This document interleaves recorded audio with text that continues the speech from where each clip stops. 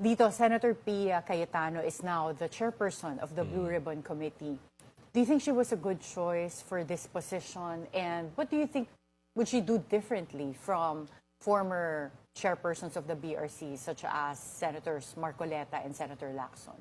Well, the problem with Senators Ping Lacson and Senators Marcoleta are that they are already perceived, one, rightly or wrongly, no, I'm not making a judgment here, they are perceived to, in the case of Senator Lacson, that he's trying to protect some higher ups, no, which is evidenced by the fact that he has not called the 18 Marines, he did not call Amina Pangandaman, the Bersamin,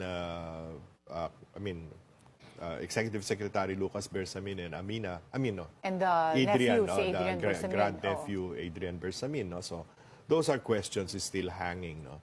On the other hand, si Senator Marcoleta naman, masyadong naging mainit versus Senator Ping Lacson. No? I mean, the exchange of words has become rather, Rapid. yeah, medyo no? It's become too hot to handle for the Senate. Senator Pia would be a more amiable chairperson.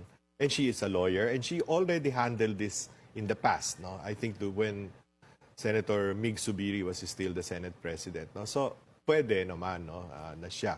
And she'd probably would be able to bridge the big divide between the minority and the majority right now. No?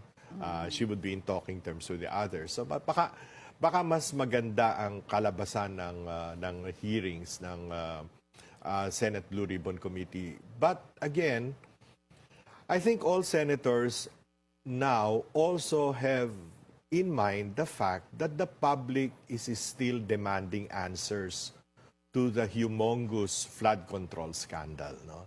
The trillions of pesos that were lost in useless ghost or substandard projects, and they cannot escape from this responsibility because they cannot also they cannot also expect the House to come up with a fair hearing to be club ng House doon. No? It's only the Senate that can conduct real Blue Ribbon Committee hearing on Despite this. the fact na merong mga nadadawit Yeah, among the despite the fact, senators actually, na nasa majority ngayon, are Yeah. you worried that, for example, yung pagdawit kay Senator Cheese, kay Senator Joel Villanueva and Senator Jinggoy would be now impeded because they're part of the majority? Yeah, but the partial committee report issued by Senator Ping Lacson, the previous chairperson, already included their names. So people are now asking, wala bang mas mataas dyan? Wala bang cabinet officials na involved? Wala bang congressmen na involved? No? Because this is a very wide-scale corruption case. No? Masyadong matindi for most Filipinos to stomach.